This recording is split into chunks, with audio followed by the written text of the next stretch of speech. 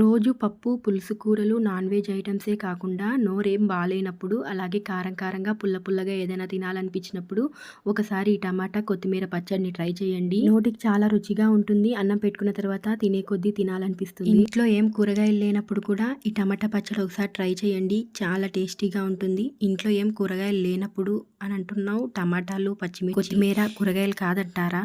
అవి ఎప్పుడు ఇంట్లో ఉండే నిత్యావసర వస్తువులే కదండి. వేడి వేడి అన్నంలో కాస్త నెయ్యి దట్టించి ఈ టమాటా పచ్చడి కలిపి తింటే ఉంటుంది చూసారు. అబ్బబ్బబ్బబ్బా, రోజు తినేదానికంటే ఒక 10 ముద్దలు ఎక్కువే లాగించేస్తారు. మరి ఈ టమాటా పచ్చడి ఎలా చేయాలో చూసేద్దామా? అందరికీ నమస్తే, welcome to Mahi's kitchen and blogs.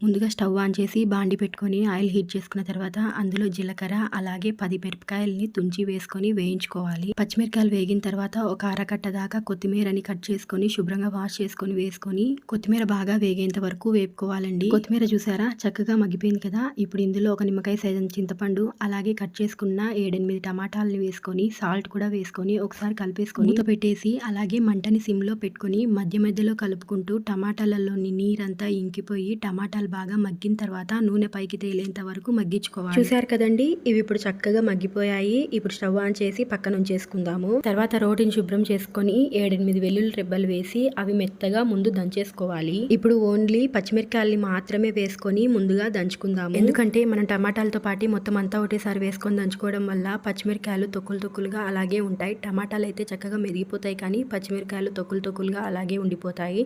అందుకోసమే ముందుగా పచ్చిమిరకాయలను అయితే దంచేసుకుందాము. పచ్చిమిరకాయలను అయితే చక్కగా మెదిపేసుకున్నాం కదండి. ఇప్పుడు ఇందులో ఇంకా మొత్తం టమాటాలని కూడా వేసేసుకొని చక్కగా నూరేసుకుందాము. మనం ఉప్పు ఆల్రెడీ టమాటాలు మగ్గపెట్టేటప్పుడు వేసాం కదండి, కాబట్టి కొద్దిగా మెదిగిన తర్వాత రుచి చూసుకొని సాల్ట్ యాడ్ చేసుకోండి.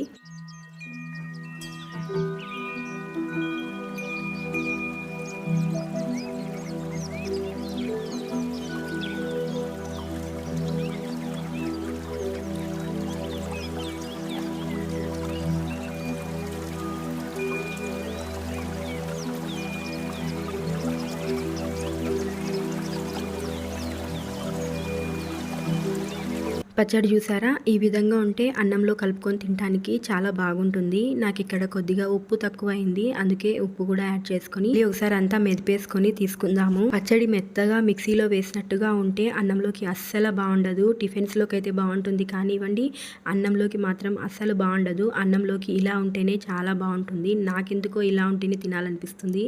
పచ్చడి అయితే చక్కగా నూరుకున్నాం కదండి. ఇప్పుడు ఇందులో పోపు వేసుకుందాము. కడాయిలో ఆయిల్ హీట్ చేసుకున్న తర్వాత పోపు దినుసులు, వెల్లుల్లి రెబ్బలు, ఎండుమిర్చి అలాగే కరివేపాకు వేసుకొని వేగిన తర్వాత ఈ పచ్చడి కూడా అందులో వేసేసుకొని మొత్తం అంతా ఒకసారి కలుపుకున్న తర్వాత వెంటనే స్టవ్ ఆఫ్ చేయకుండా ఒక 4 నుంచి 5 నిమిషాలు మంటని లో ఫ్లేమ్ లో పెట్టి పచ్చడి అంతా కలుపుకుంటూ మగ్గించుకుంటే పచ్చడికి ఇంకా రుచి యాడ్ అవుతుందండి. అంతే అండి, చాలా ఈజీగా చేసేయచ్చు. ఒక 4 నుంచి 5 నిమిషాలు మగ్గించుకున్న తర్వాత స్టవ్ ఆఫ్ చేసేసి లాస్ట్ లో కొత్తిమీర చల్లేసుకొని దించేసుకోండి.